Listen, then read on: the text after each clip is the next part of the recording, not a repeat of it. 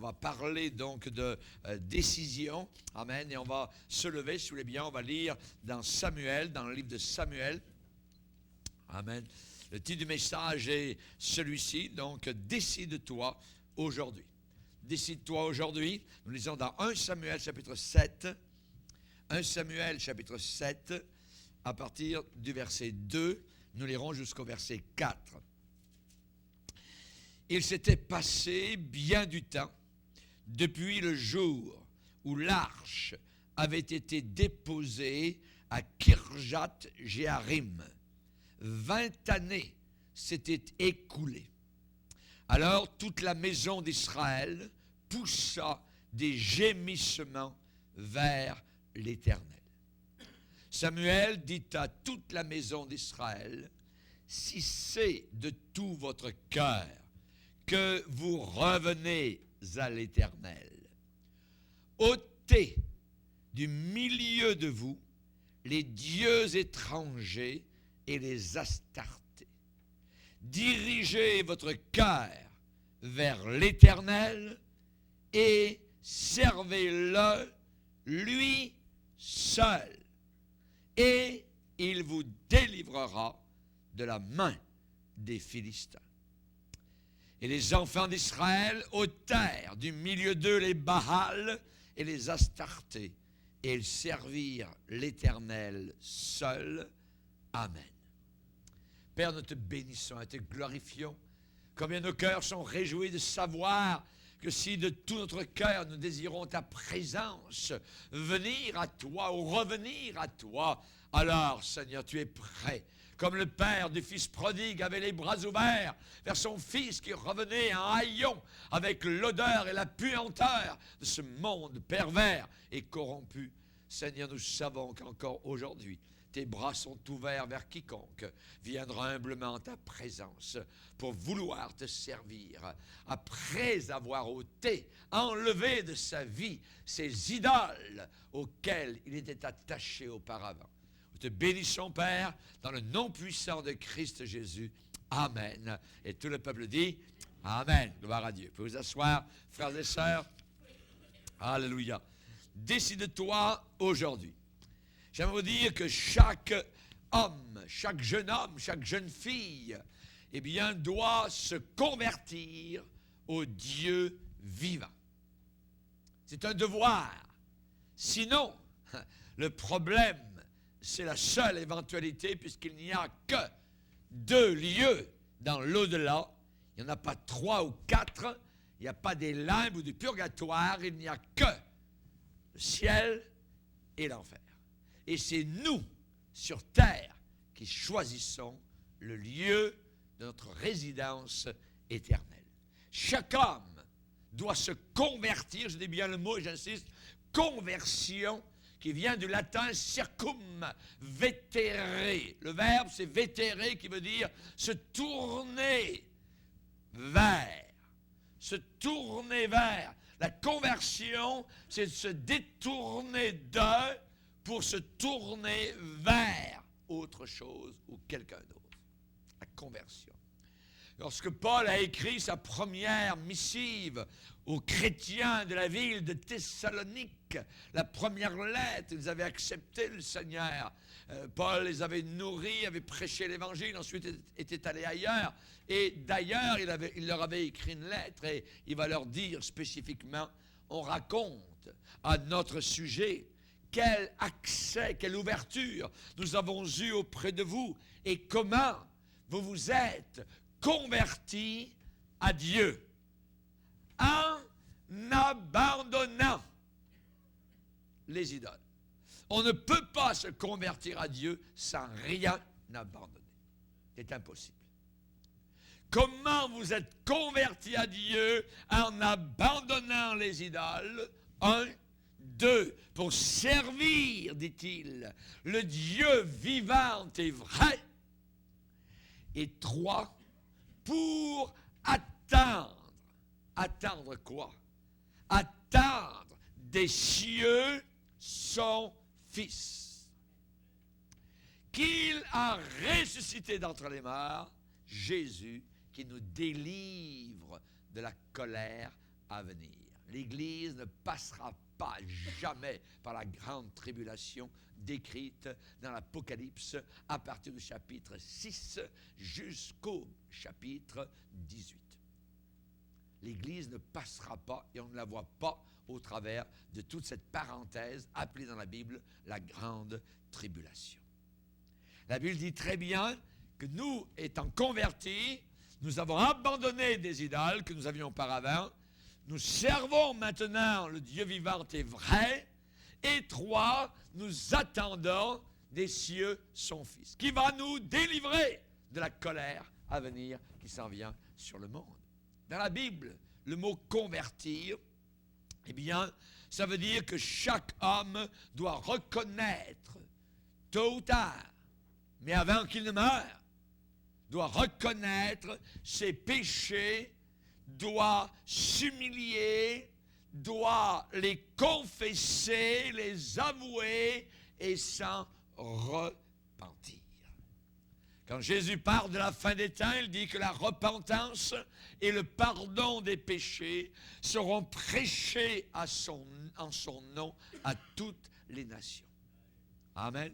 La repentance et le pardon des péchés. Personne ne peut avoir le pardon de ses péchés s'il n'y a pas eu repentance en premier. Les deux vont ensemble. Il n'y a pas de pardon s'il n'y a pas eu de repentance. Il faut se repentir. Tous ont péché. Voyez, ça veut dire tout le monde. Moi compris, toi compris, tu as péché, tu dois le reconnaître. Ça a été le message de Jean-Baptiste. Repentez-vous de vos péchés. L'apôtre Paul, devant Agrippa, un gouverneur romain, dans les Actes des Apôtres, Paul lui a parlé de la repentance. Repens-toi, même si c'est un roi, voyez, un gouverneur. La vraie repentance, c'est être prêt à commencer une vie nouvelle avec le Seigneur. Lorsque Pierre a prêché le jour de la Pentecôte à la foule qui s'était massée des milliers de personnes dans les rues de Jérusalem, et Pierre, le prédicateur, a prêché, il leur a dit quoi? Sauvez-vous de cette génération perverse. Sauvez-vous de cette génération perverse. Je me rappellerai toujours lorsque nous sommes allés dans une mission dans le Pacifique Sud, sur une petite île, il y a un jeune homme qui est venu à nos réunions.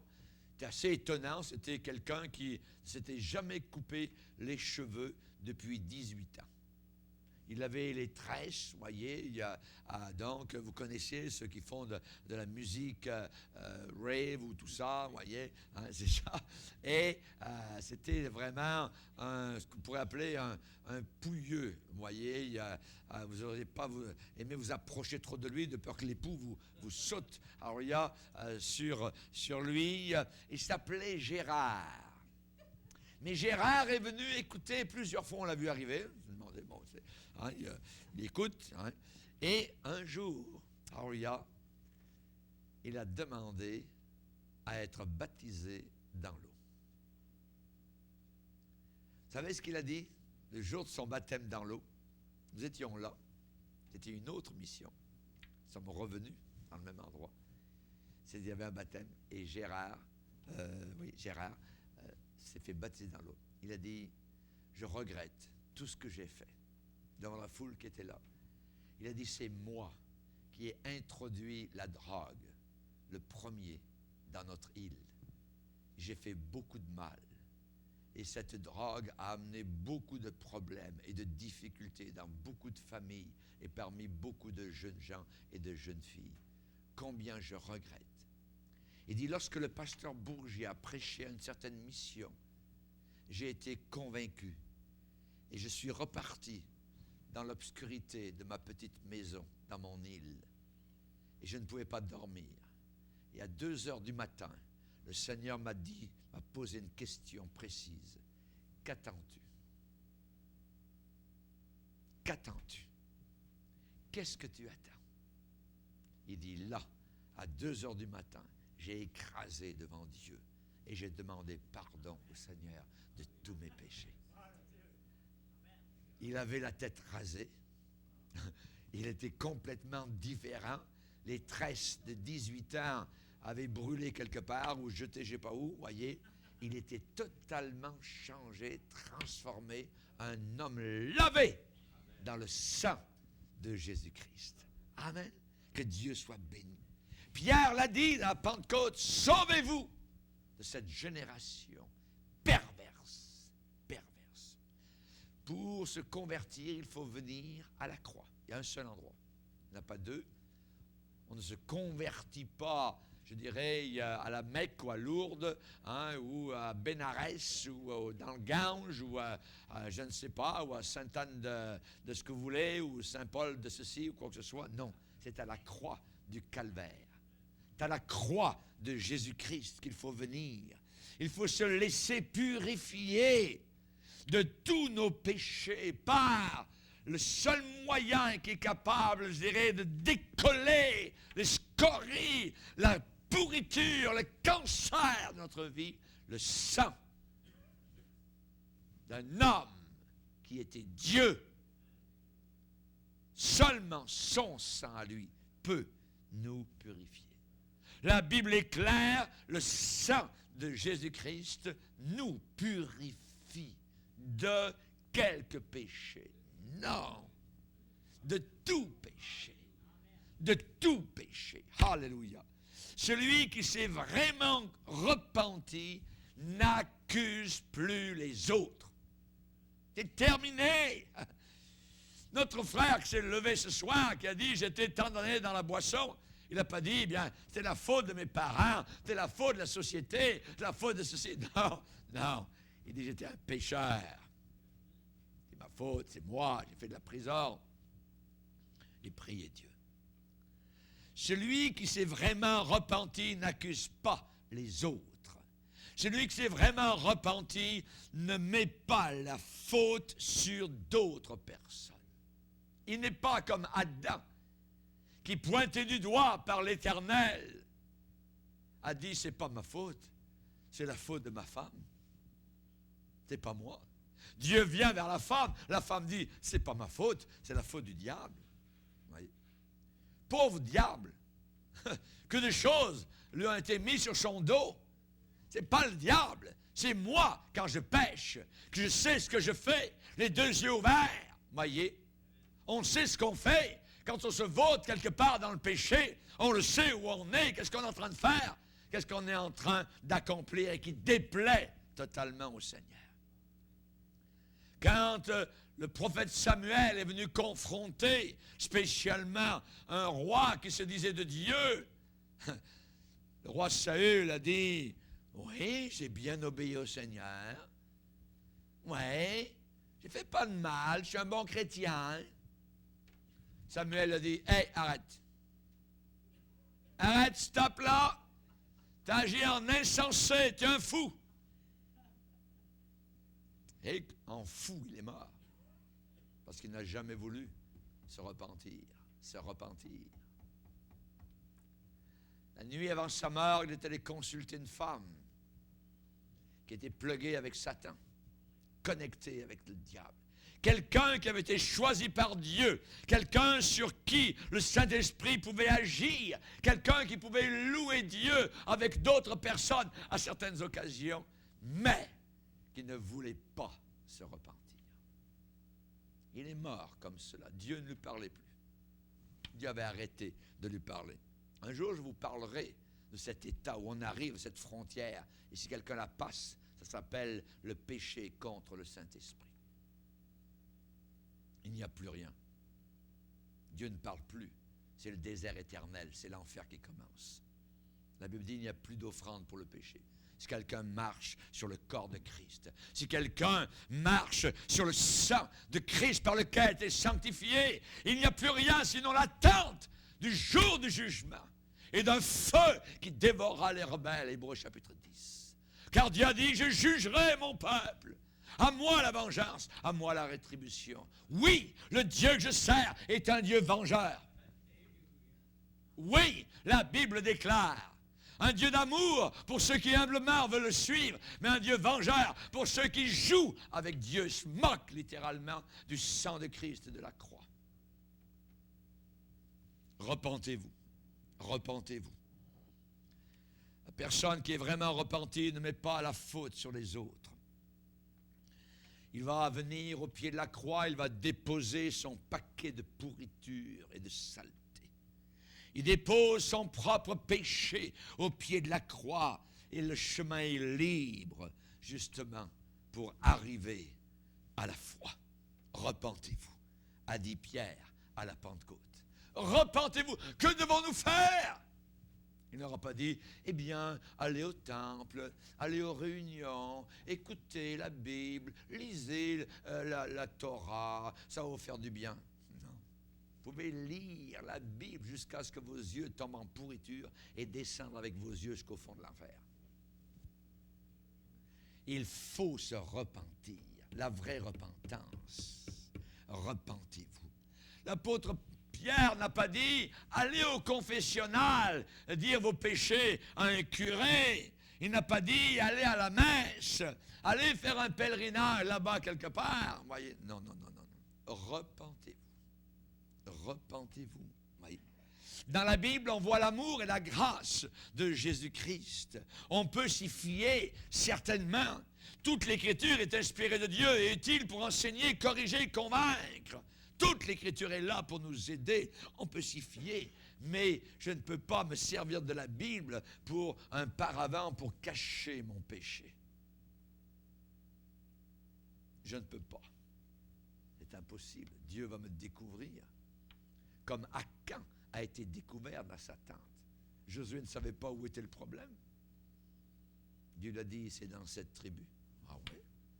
Et dans cette tribu, c'est cette famille. Dans cette famille, c'est cet homme-là. Dieu savait où se trouvait le problème. L'homme était là et sous sa tente, en creusant, là était le magot, là était l'argent, là était l'or, là était ce qui était interdit.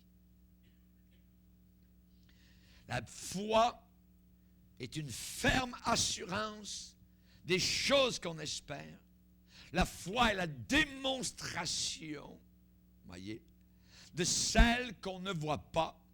Sans la foi, il est impossible de lui être agréable. Il faut que celui qui s'approche de Dieu croit que Dieu existe et qu'il récompense ceux qui le cherchent avec humilité, étant passés par la repentance. La loi a été donnée par Moïse, mais la grâce et la vérité sont venues par Jésus-Christ. C'est une chose certaine que le Seigneur Jésus est venu dans le monde pour sauver les pécheurs. Tous les chrétiens ont un témoignage identique. J'étais pécheur, il m'a sauvé. J'étais perdu, il m'a sauvé. Aucun chrétien ne va dire, ben quand j'étais petit, j'ai prié, j'ai toujours prié toute ma vie, puis Dieu va m'accepter au ciel. Non, il est fort possible que les portes du ciel soient fermées, on n'est pas sauvé par la prière. On n'est pas sauvé par la lecture de la Bible. On n'est pas sauvé par nos bonnes œuvres. Il n'y a pas très longtemps, une dame m'a dit, mais monsieur, il y a du bon dans toutes les religions. Ah!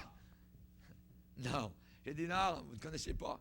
J'ai dit, si aujourd'hui vous veniez à mourir et que le Seigneur vous pose la question, pour quelle raison devrais-je vous accepter dans mon ciel? Que répondriez-vous? Elle m'a regardé un peu, ça dit, je suis une créature de Dieu, Dieu, je lui parle, c'est pas ça, du tout. J'ai dit, madame, la porte sera fermée. La porte sera fermée. Elle dit, ah, vous croyez? Elle s'est assise. Elle dit, c'est pas possible. Elle dit, oui, c'est ça, le salut. Combien de personnes sont avec un esprit de religion dans nos églises, assises là, sans être passées par le salut. Ils ne sont pas capables non plus d'expliquer aux autres. Ils ne sont pas capables d'expliquer le salut aux autres. Ils sont là, ils vont parler du Seigneur, ainsi de suite, de la Bible, mais eux-mêmes ne sont pas passés par la nouvelle naissance. Il y avait un prédicateur qui s'appelait John Wesley, qui était parti même missionnaire d'Angleterre, missionnaire chez les Indiens d'Amérique, pour leur parler de l'Évangile, et lui-même va déclarer, j'étais pas sauvé, j'étais perdu. quand il est revenu de son missionnarat, de son temps de mission aux États-Unis, il a pris un bateau et pour revenir en Angleterre, une immense tempête. Tempête inimaginable, le bateau montait, descendait, tout ça. Il avait peur. Oh! Il avait peur de mourir. Et sur le même bateau, il y avait d'autres vrais chrétiens qui étaient là et qui étaient en paix, qui étaient souriants. Si le Seigneur vient nous chercher maintenant, c'est pas grave. Le missionnaire avait une frousse inimaginable, une peur de la mort. Même s'il avait supposément parlé de l'Évangile, quoi que ce soit, aux années d'Amérique, il n'était pas sauvé. Il l'a été plus tard, et il le raconte. Il le raconte comment le Seigneur l'a sauvé, l'a convaincu de son propre péché personnel. Chers amis, Jésus-Christ est mort pour nos péchés. Et je vais en parler à la radio, justement. Je vais réexpliquer le salut. Vous le verrez dans le mois de mars sur les émissions. Si nous sommes sauvés parce que nous prions, si nous sommes sauvés parce que nous lisons la Bible, si nous sommes sauvés parce que nous ne sommes pas si pires que ça, on se compare à l'autre, là, c'est de suite, puis je connais la Bible, Jésus, puis tout ça, puis on se balade au travers de ce livre-là, tout ça, ben, Dieu va m'accepter au ciel? Non. Non. Je pose la question. À quoi ça sert alors, la mort de Jésus? Pourquoi est-il mort? Mort pourquoi? Si je peux, par mes propres bonnes œuvres, par mes prières, par ma lecture de la Bible, par mon observation de réunions ou de rituels religieux, voyez, ou de fêtes chrétiennes ou quoi que ce soit, si je peux me sauver par cela, ce que je fais, répondez-moi. Pourquoi Jésus est-il mort? Il est mort pour rien. Vous pouvez le mettre de côté. Enlever la croix, décrocher ça ne sert à rien. Ça ne sert à rien. Parce que la croix, c'est le seul moyen. Il y a juste ça. Et la croix me condamne. Il y a du sang. Il y a une boucherie qui a lieu. Et ça me dit, c'est pour toi. C'est parce que c'est le prix qui devait être payé pour te sauver de l'enfer éternel. Alléluia! Gloire au Seigneur. Car Dieu a tellement aimé le monde qu'il a donné son Fils unique pour que quiconque croit en lui soit sauvé, ne périsse pas dans l'enfer éternel, mais par le sang, par le prix payé, par le sacrifice, par l'agneau sans défaut, offert à ma place, alors je peux être sauvé. Amen.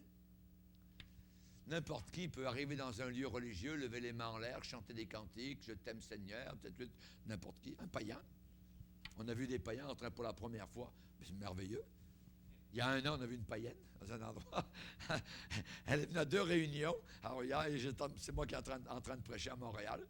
Et elle était toute contente. Elle chantait tout ça, mais elle n'a jamais accepté le Seigneur.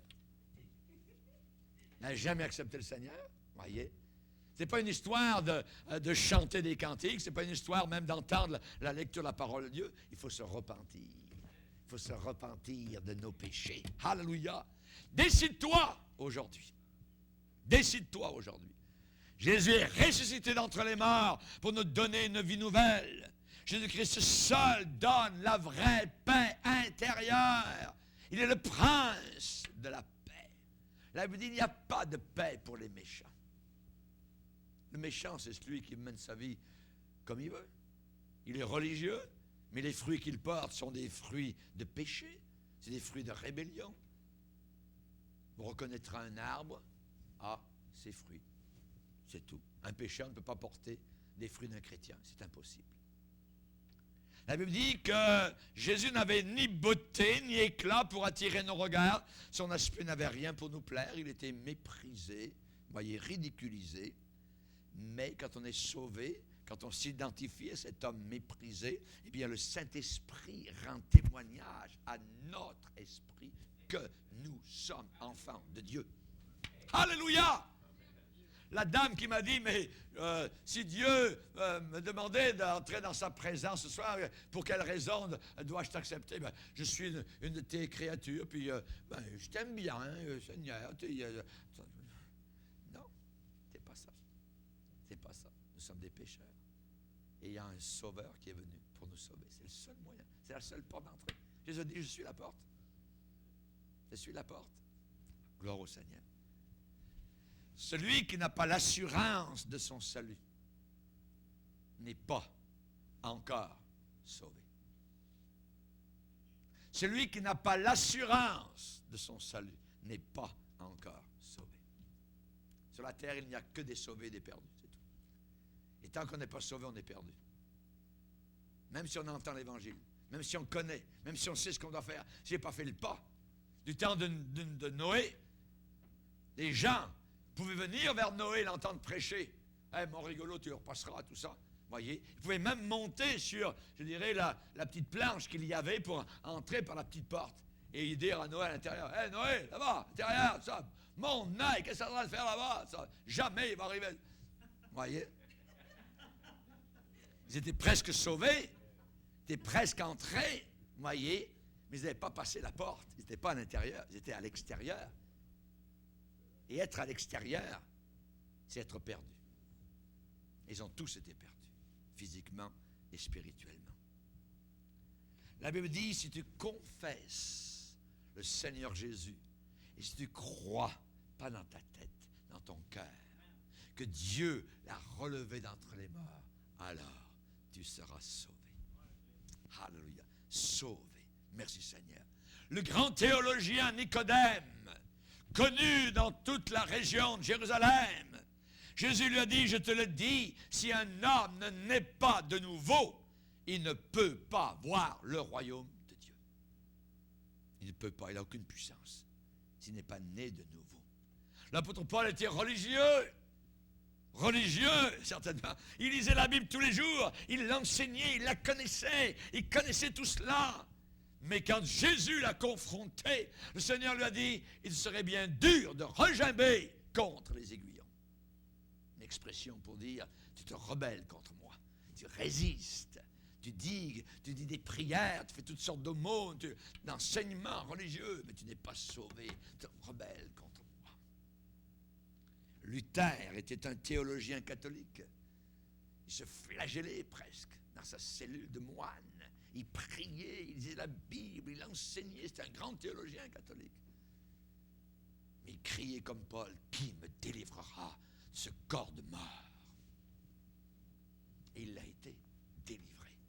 Le jour où la lumière est venue du salut sans aucune œuvre à accomplir, à rien faire. Il a remis son âme entre les mains du Sauveur Jésus-Christ. Et nous pouvons dire, quand on est sauvé, sur une vie que je n'ai pas vécue, sur une mort que je n'ai pas souffert, j'ai placé toute mon éternité. Alléluia. C'est comme ça qu'on part de cette terre, nous les chrétiens, dans un abandon total. J'ai vu des gens religieux sur le point de mourir. J'ai vu une dame qui était allongée sur son lit avec un crucifix et elle serrait ce morceau de fer. Ses mains étaient crispées sur ce crucifix. Son salut était là-dessus. Oui. Pauvre dame. Pauvre dame. Elle ne connaissait pas le salut. Mon épouse était dans un hôpital un jour où elle était malade. Et durant toute une nuit, elle a entendu une dame crier. Toute la nuit. Elle n'était pas sauvée. Une dame qui avait des médailles tout autour du cou, remplies. Et elle criait, elle avait peur de mourir. Et elle est morte comme cela durant la nuit. Quand sa voix s'est éteinte, elle était rendue de l'autre côté, sans aucune espérance. La religion ne vous amène aucune espérance. La religion est une grande désillusion, que ce soit pentecôtiste, baptiste, catholique, musulman, islamiste, copte, juif, tout ce que vous voulez. Il n'y a aucune religion qui sauve. Aucune. Aucune. C'est un homme sur une croix qui nous sauve. Alléluia, c'est lui, pas une religion. C'est un homme sur une croix cloué, percé, alléluia, versant son sang. C'est là, alléluia, qui est mon salut. Merci Seigneur. Corneille, dans le Nouveau Testament, était un homme religieux qui priait, qui était vertueux, qui faisait des aumônes, qui était reconnu dans son entourage pour être un homme vrai, authentique, sincère. Jusqu'au jour où un envoyé du Seigneur lui a demandé d'aller voir Pierre, l'apôtre. Et il lui a dit, Pierre va te dire des choses par lesquelles tu seras sauvé. Tu ne l'es pas. Avec toutes tes œuvres, avec toutes tes prières, avec tout ce que tu fais, tu n'es pas sauvé. Va voir un homme, il va te parler, il va te dire des choses par lesquelles tu seras sauvé. Actes chapitre 11. Merci Seigneur. Alléluia.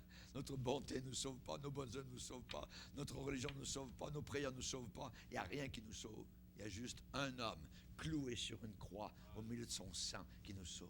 Merci Seigneur. Samuel a dit, si c'est de tout votre cœur que vous revenez à l'Éternel, alors, je pourrais dire ce soir, si votre nouvelle naissance est authentique et véritable et réelle, ôtez du milieu de vous les dieux étrangers. Enlevez, ôtez du milieu de vous les dieux étrangers. Le Saint-Esprit ne tolère pas dans nos cœurs aucun dieu étranger, aucune idole. Ne devenez pas idolâtre. 1 Corinthiens chapitre 10. Et on sait que parfois le chrétien veut se divertir. Mais quand il se divertit, il peut aussi se pervertir. Parce que, rappelez-vous le peuple de Dieu autour du veau d'or, ils ont dit demain, une fête en l'honneur de l'Éternel. Belle cachette. Oui, c'était une fête païenne. Avec la sensualité, avec les femmes qui dansaient, avec la musique, et même un veau, un bœuf, qu'ils ont adoré. La Bible appelle cela de l'idolâtrie. Petits enfants, gardez-vous des idoles. Si quelqu'un est en Christ, il est une nouvelle créature. Les choses anciennes sont passées. L'oisiveté. Les pécheurs ont beaucoup de temps. Toutes les fins de semaine, ils ne savent pas quoi faire. Ils sont toujours d'un party à l'autre, d'une fête à l'autre, tout ça. Généralement, la cour d'entrée de leur maison est pleine de monde, de voitures. Et généralement, quand cette personne vient au Seigneur, vous allez voir la différence. Oh, il n'y a plus personne les fins de semaine, plus de voitures. Le driveway est presque vide, voyez, parce que la personne a été changée. La personne a été transformée. Fini les parties d'alcool, fini les farces sales, fini les femmes, ainsi de suite, et ces choses-là. C'est terminé. Les vieilles habitudes mauvaises disparaissent. Certaines amitiés disparaissent. Les mauvaises compagnies, c'est terminé. Les querelles, les impuretés, la pornographie, l'horoscope, la haine, la bière, l'alcool, les calomnies, les parties, les jalousies, la drogue, le pot, les cigarettes, l'occultisme, l'amertume, les blasphèmes, les jeux de hasard, l'avarice, l'inquiétude. Tout cela disparaît. Ne vous inquiétez plus.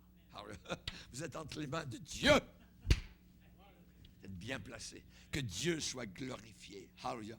Gardez-vous avec soin des idoles. Dans une certaine occasion, le prophète Ézéchiel a entendu le Seigneur lui dire, « Hey, regarde les gars qui viennent autour de toi là, pour avoir le conseil de Dieu. Leur cœur est rempli d'idoles. Ils sont accrochés à leurs idoles et ne veulent pas les lâcher. Ils voudraient savoir le conseil de Dieu. » Chers amis, si quelqu'un est accroché aux vieilles choses du passé, il y a une chose qui va arriver. Tourner en rond. Vous allez tourner en rond. Et si c'est 40 ans pour tourner, même si c'est 400 ans, pas grave, jusqu'à votre mort, vous allez tourner en rond. Si quelqu'un est accro aux vieilles choses du passé. Si par exemple, quelqu'un vit dans le concubinage, c'est simple. C'est simple. Ou il faut qu'il y ait séparation avec l'autre, ou alors mariage. C'est tout. S'il y a des livres d'occultisme dans la maison, alors enlevez le couvercle de la poubelle. Il faut que ça aille à l'intérieur. S'il y a des disques rock, il faut les brûler, il faut les jeter, il faut s'en séparer. S'il y a des livres sur l'ésotérisme, l'occultisme, des choses semblables, il faut mettre ça à la poubelle. Si vous ne voulez pas les mettre à la poubelle, amenez-les ici, moi je les mettrai à la poubelle, on fera un feu de joie. Dans les Actes des Apôtres, lorsqu'il y a eu un réveil à Éphèse, il est dit plusieurs de ceux qui avaient cru venaient confesser, déclarer, ils nous disaient ce qu'ils avaient fait. déclaré ce qu'ils avaient fait, et un certain nombre de ceux qui avaient exercé les arts magiques, ayant apporté leurs livres, les brûlèrent devant tous. Et la Bible ajoute, c'est comme cela, c'est de cette manière, c'est de cette façon que la parole de Dieu grandissait. Il faut qu'il y ait un nettoyage des maisons, des cœurs et des vies. Que ça soit une seringue, que ça soit un pote, que ça soit une cigarette, que ça soit un paquet de quoi que ce soit d'autre, que ça soit un disque de pornographie ou quoi que ce soit, c'est les casser. Mais t'arrivé parfois d'acheter un film, voyez, qui semblait intéressant. Ben, regarde avec mon épouse, et il y avait des scènes abominables. Après, qu'est-ce qui arrive? J'appuie sur le petit bouton, tchouk, le chose sort, je le prends et clac, je le casse et je le mets à la poubelle. C'est le seul moyen. C'est le seul. Paul a dit, je fais une chose. Oubliant ce qui est en arrière, je me précipite vers ce qui est en avant. En avant. Si c'est de tout votre cœur, que vous revenez à l'Éternel, si ce n'est pas de tout votre cœur, continuez avec vos poubelles, continuez avec votre pote ou quoi que ce soit, voyez. Si c'est de tout votre cœur que vous revenez à l'Éternel, ôtez du milieu de vous les dieux étrangers et les astartés. 2, dirigez votre cœur vers l'Éternel. Garde ton cœur plus que toute autre chose, parce que de lui viennent les sources de la vie. Dans le monde, il peut y avoir de très grandes divisions. On peut diviser le monde avec les riches et les pauvres. Ceux qui sont éduqués, ceux qui ne sont pas éduqués. La parole de Dieu va dissocier, elle, de façon différente. La parole de Dieu va séparer la lumière d'avec les ténèbres. Va séparer les croyants d'avec les incroyants. Va diviser les perdus d'avec les sauvés. Va diviser les boucs d'avec les brebis. Va diviser bientôt l'ivraie d'avec le bon grain. Dieu connaît tout. S'il y a une décision authentique pour Jésus, il faut qu'il y ait une séparation visible d'avec le monde, de ses convoitises, de ses plaisirs, de ses modes, son modus operandi. Nous ne sommes plus de ce monde. Alléluia. Jésus a dit, je ne te prie pas de les enlever du monde, mais de les préserver du monde, les préserver du mal. Amen. Nous sommes devenus lumière. Jésus a dit, vous êtes lumière. Vous êtes la lumière dans le monde. Mais si votre lumière est ténèbre, combien seront grandes ces ténèbres? Nous sommes devenus sel de la terre. Essayez de manger une poignée de sel. Vous allez au robinet, ça ne prend pas de temps. Oui. Nous sommes le sel. Si nous sommes bien salés, alors normalement, ils devraient venir au robinet. Les autres. Vous êtes désaltérés. C'est nous qui donnons le goût. Amen. Mais il faut avoir un bon témoignage. Il faut nous-mêmes être passés par la repentance. Nous-mêmes avoir été délivrés. Je suis la lumière du monde. Celui qui me suit ne marchera pas dans les ténèbres, mais il aura la lumière de la vie. Est-ce que tu sers le Seigneur dans ce monde méchant? Pierre a dit, sauvez-vous de cette génération perverse, fuyez la colère à venir. La femme de Lot, il lui a été dit de ne pas regarder en arrière. Elle a regardé en arrière, elle a été jugée, condamnée, morte, statue de sel. Nos pensées, nos désirs, nos aspirations, maintenant prennent une orientation toute nouvelle. Ce n'est plus nous qui vivons, c'est Christ qui vit en nous. Alléluia, gloire à Dieu. Je pense qu'un jour, bientôt, je vais aller voir à côté de la maison funéraire et leur emprunter un cercueil. J'aimerais amener un cercueil ici en avant et vous montrer que nous sommes morts à ce monde. Morts à ce monde. J'aimerais même peut-être un jour grimper à l'intérieur, puis prenez une photo de Pasteur Bourget à l'intérieur du cercueil. Alléluia. Moi, je me fiche de la mort, parce qu'au mort où est ta victoire, je sais où je m'en vais. Mais c'est notre position. Nous nous rappelons le jour où on a été baptisés dans l'eau. Romains 6, vous êtes morts à ce monde. Alléluia. Aujourd'hui, beaucoup de personnes s'occupent bien plus de leur propre gloire, de leur succès, de leur perfection imaginaire. s'occupent de leur complexe d'infériorité. Alors, le diable leur a inventé un nouvel évangile appelé l'estime de soi. Mais cet évangile est écrasé au pied de la croix, parce que mon estime de moi, là, elle vaut zéro. Je suis écrasé, je viens vers le Seigneur et je demande pardon à Dieu parce que je l'ai offensé. Je suis un pécheur. Et c'est moi qui mérite le courroux de Dieu, la colère de Dieu. Mais elle est tombée sur son fils. Son fils a été mon paratonnerre dans l'orage de la colère de Dieu. C'est lui, alors il y a au travers duquel, dans tout son corps, est passée la colère de Dieu le Père. Merci Jésus. Ne serais-je pas, je dirais, éternellement reconnaissant pour ce Sauveur merveilleux. On raconte un jour qu'il y avait un homme qui, sur le pas de sa porte, a eu un chien qui est venu, un vieux chien, et il est resté là, chien perdu sans collier, et il est resté une couple de jours, et le monsieur était tanné de voir ce vieux chien sur le pas de la porte, jour et nuit, il était là, il se levait le matin, le chien était là, c'est pas mon chien, je veux rien savoir d'un chien. Ensuite, il était vieux et tout ça, puis poil blanc. Fait qu'il a décidé d'aller le noyer. Monté dans une barque, il y avait un lac pas très loin, et il a emmené le chien avec lui dans la barque. Le chien le suivait partout, il semblait que c'était son nouveau maître, tout ça. Il a amené une corde avec une brique. Il a dit, mon chien, tu vas voir, ce ne sera pas long, hein, tu ne me tanneras plus, tu ne me fatigueras plus, ça va être terminé.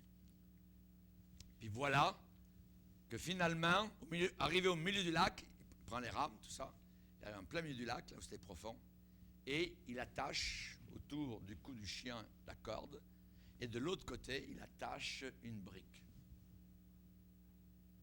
pour l'envoyer au fond. Et boum, il envoie le chien par-dessus bord, mais hélas, la brique n'était pas assez lourde. Et le chien tirait la brique. Et il nageait. Il n'allait pas vers le fond. Le monsieur prend la rame et tape sur le chien. Mais en tapant sur le chien, il tombe dans l'eau. Et le chien voit le monsieur qui est dans l'eau et qui est en train de périr. Et ce vieux chien, avec sa gueule, prend la chemise du monsieur et le tire jusque sur le rivage avec la corde, avec la pierre et avec le monsieur. Il arrive un peu plus loin, le monsieur sent qu'il a pied maillé. Et il s'en va vers le rivage. Il regarde derrière et le chien, épuisé, était tombé au fond de l'eau. Combien de personnes font cela avec Jésus? Ils n'en veulent pas. Ils le repoussent. Ils tapent sur lui. Et ils le blasphèment. Et ils crachent sur lui. Va-t'en d'ici. Comme les gens de Gadara qui l'ont supplié de quitter leur territoire. Et pourtant Jésus, alors qu'eux tombent dans la mare du péché, il vient pour essayer de les sauver. C'est ce que le pécheur fait avec Jésus. Chers amis, juste une petite parabole pour montrer que l'amour de Dieu va plus loin que le nôtre. Il est venu pour nous sauver. Si c'est de tout votre cœur que vous revenez à l'Éternel, ôtez du milieu de vous tous les dieux étrangers, les Astartés. Notre horizon soudain est rempli de Sauveur. Il m'a sauvé. Il m'a sauvé. J'étais perdu. Je l'ai frappé. Je l'ai mis dans l'eau. J'ai mis la brique. C'est moi qui ai pris le marteau, qui ai cloué ses mains et ses pieds. Imaginez. Et ce Sauveur, en retour, a giclé de son sang sur ma propre vie pour me purifier et me pardonner. Ne serais-je pas reconnaissant pour un Sauveur comme cela? Mais j'aurai jamais assez de voix, assez de décibels. Il n'y aura jamais assez, je dirais, de force en moi pour dire toute la reconnaissance pour celui qui m'a délivré et qui m'a sauvé par sa grâce. Je l'ai tapé avec ma rame. J'ai voulu l'envoyer par le fond. Je ne voulais plus qu'il apparaisse devant moi. Mais était toujours là, avec fidélité, pour m'amener à la maison du salut. Alléluia. Chers amis, son amour a rempli notre cœur. Maintenant, on veut marcher résolument avec Jésus. On témoigne de notre appartenance à Jésus. Pourquoi êtes-vous si en paix? Pourquoi êtes-vous si joyeux? J'appartiens à Jésus. J'ai mon sauveur. Pourquoi vous ne faites plus ceci? Pourquoi vous ne faites plus cela? On ne voit jamais dans les bars, on ne voit jamais avec les poteux et tout ça. J'appartiens à Jésus. Heureux l'homme qui ne s'arrête pas sur la voie des pécheurs, qui ne s'assied pas en compagnie des moqueurs. Des moqueurs. Servez-le, et lui seul, et lui seul, et lui seul. Servez le Seigneur. C'est facile. À 21 ans, j'ai connu le Seigneur, je dis, pouf, parfait, c'est ça. Je m'enligne là-dedans jusqu'à ma mort, c'est parfait. Servez-le lui seul. Suivre le chemin de l'agneau de Jésus. Alléluia. C'est le chemin de la croix. Ce n'est pas le chemin de la gloire. Ce n'est pas le chemin du succès. C'est un succès différent. Le succès selon Jésus-Christ. La croix, après la gloire. Oh, il y aura des moqueurs sur notre chemin. Oh, certains. À Athènes, on voit l'apôtre Paul. Paul, tu repasseras que les morts ressuscitent. On voit Jérémie qui a été moqué. On voit Noé, comme ils sont moqués de lui. Voyez, Jérémie a dit, chaque jour, je suis un objet de raillerie. Tout le monde se moque de moi. Dirigez votre cœur vers l'Éternel. Servez-le lui seul. Et il vous délivrera. Il vous délivrera. Dieu nous délivre vraiment de nos détresses actuelles. Détresse éternelle. Il nous en délivre. Il nous délivre de nos difficultés. Il nous délivre de la peur de la mort. Il nous délivre des afflictions, de la crainte de l'avenir. Il nous délivre de l'emprise de Satan, de l'emprise des démons. Il nous délivre de la peur de la mort, nous délivre de la maladie. Il rend la vue aux aveugles. Il fait marcher ceux qui sont paralysés. Alléluia. Rien n'est impossible à notre Dieu. La première promesse de guérison, nous l'avons dans les premiers livres de la Bible, dans la Genèse, où le Seigneur a déclaré, et il dit, si tu écoutes attentivement, j'aime le mot attentivement, si tu écoutes attentivement la voix de ton Dieu, si tu fais ce qui est droit à ses yeux, pas au tien, à ses yeux, si tu prêtes l'oreille à ses commandements, je ne te frapperai d'aucune des maladies dont j'ai frappé les Égyptiens, car je suis l'Éternel qui te guérit. Amen. Baissons nos têtes et prions le Seigneur.